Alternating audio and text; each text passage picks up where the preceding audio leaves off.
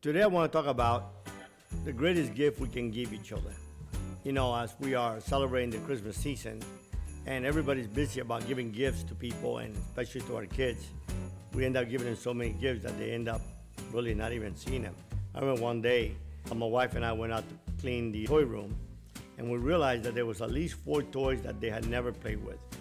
That day we made a decision and we told our kids, listen kids, Jesus got 3 gifts. You definitely are not better than Jesus, so that's all you get. $100, 3 gifts.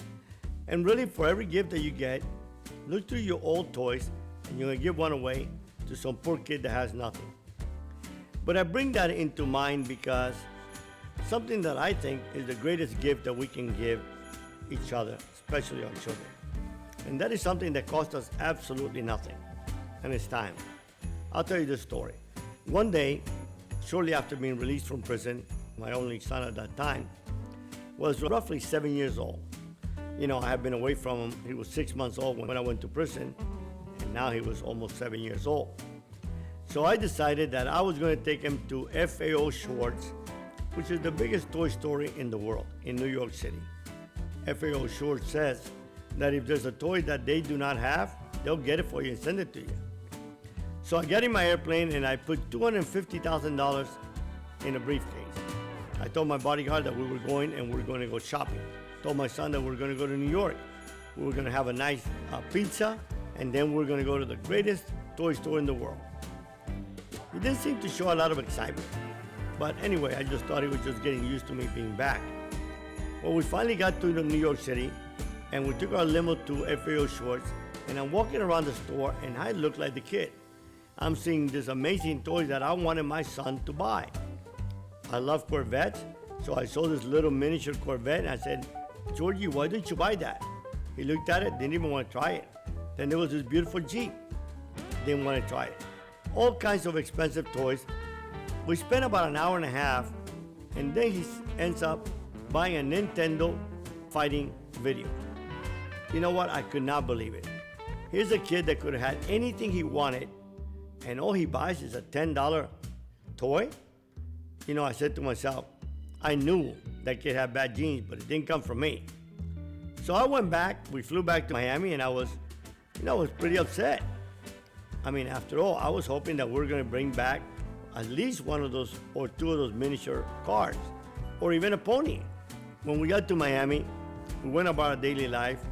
Years passed, and about 3 years ago now, at the age of 41, we're walking down the street and my son says to me, hey Dad, you know that story that you tell about going to FAO Schwartz and that I did not want to buy no toy except that Nintendo tape? Dad, what I really wanted?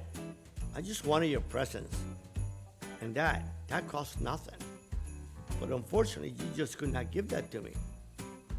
It really, really pierced my heart when I realized that, you know what?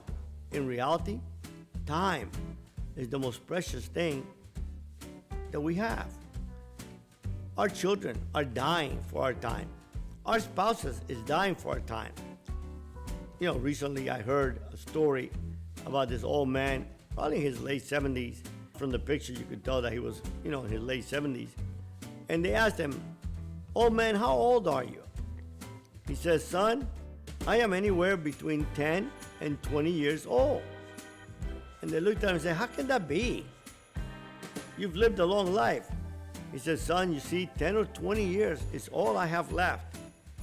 The 78 years that I have lived, I have those no more. I can't live them again. Our children grow up and they leave. It's like the old song, The Cat's in the Cradle. I used to listen to that song all the time as a little kid and say, I'm never going to do that to my son. I'm always going to be there when he needs me. But you know what, unfortunately, I fell into the trap that we all fall into. We get busy and we have unbelievable ways of justifying why we're not there. We're working so hard to provide for them. I used to tell them, who do you think buys that second house? Who do you think can afford that second car or that beautiful car you drive? Truth be, children don't give a damn about a second house or a car. They would rather trade that any day of the week for just an hour of our time. And not an hour of us coming home and staying on the cell phone. I made it a habit. I don't answer any phone calls after 6. You know what? Because I realized that before there was a cell phone, I used to have a lot more time. And I became a slave to that phone. And I was on that phone all day and night. And the few hours that my children had me, all they had was a body. There was no interaction. There was no talking. There was no sharing our pains, our experience. When we see kids that commit suicide and parents that said, I did not see it coming, truth be told, they just were not looking.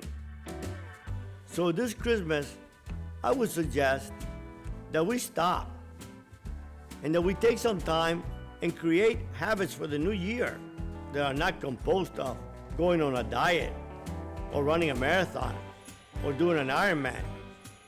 But create a simple habit like, you know what? When I get home, I'm going to turn that cell phone off. The world does not stop, but neither does the clock. And the clock ticks away, so our children grow and leave. Then we get old and wonder why they don't come around. But they don't come around because we did not invest in their lives. Children are like everything in life. They're like a plant, like a tree, like a business, like a spouse. If you don't invest time and you don't cultivate that relationship, then you know what? There's not much you're going to be able to reap.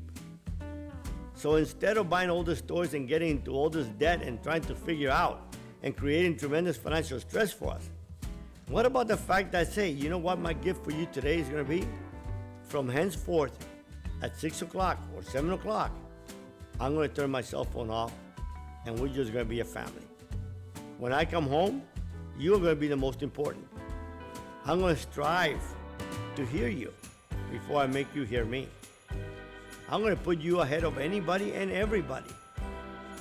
I'm going to give you my undivided attention. My brothers, it costs absolutely nothing.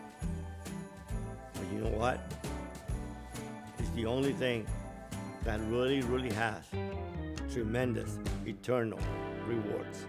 God bless you. Have a Merry Christmas.